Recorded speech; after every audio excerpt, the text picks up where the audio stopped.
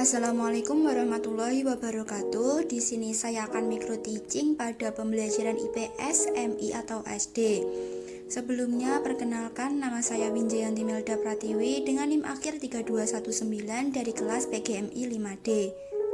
Baik, selanjutnya micro teachingnya berikut ini.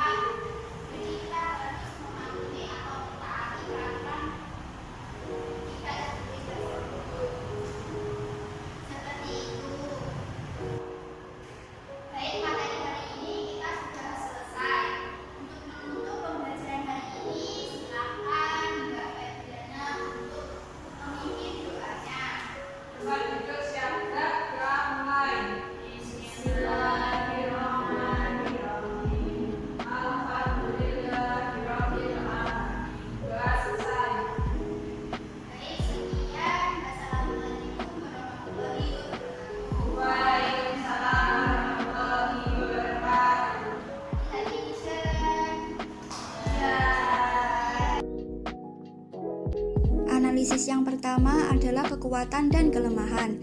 Kekuatannya dalam micro teaching saya menggunakan PowerPoint agar proses pembelajaran lebih menyenangkan dan terdapat tes di akhir pembelajaran agar siswa lebih memahami materi yang telah disampaikan. Kelemahannya tidak ada ice breaking dan tidak ada media pembelajaran. Yang kedua, teori psikologi. Di dalam micro teaching saya tersebut, saya menggunakan perkembangan kognitif menurut Piaget. Karena dalam penelitiannya, Piaget memfokuskan pada perkembangan kognitif. Piaget menyatakan jika kemampuan individu dalam menerima pengetahuan sangat dipengaruhi oleh kematangan pikiran anak dan tahap-tahap perkembangan yang sedang dijalani oleh si anak. Selanjutnya, umpan balik. Di dalam micro teaching tersebut, saya sudah menerapkan umpan balik kepada peserta didik pada pembelajaran dan di akhir pembelajaran. Umpan balik kepada peserta didik terjadi agar peserta didik dapat mengutarakan jawabannya dan agar pembelajaran terdapat interaksi. Yang terakhir adalah evaluasi. Di dalam micro teaching tersebut saya sudah menerapkan adanya evaluasi, yaitu pada saat saya memberikan LKPD kepada peserta didik. Itu tadi micro teaching dan analisis saya. Terima kasih. Wassalamualaikum warahmatullahi wabarakatuh.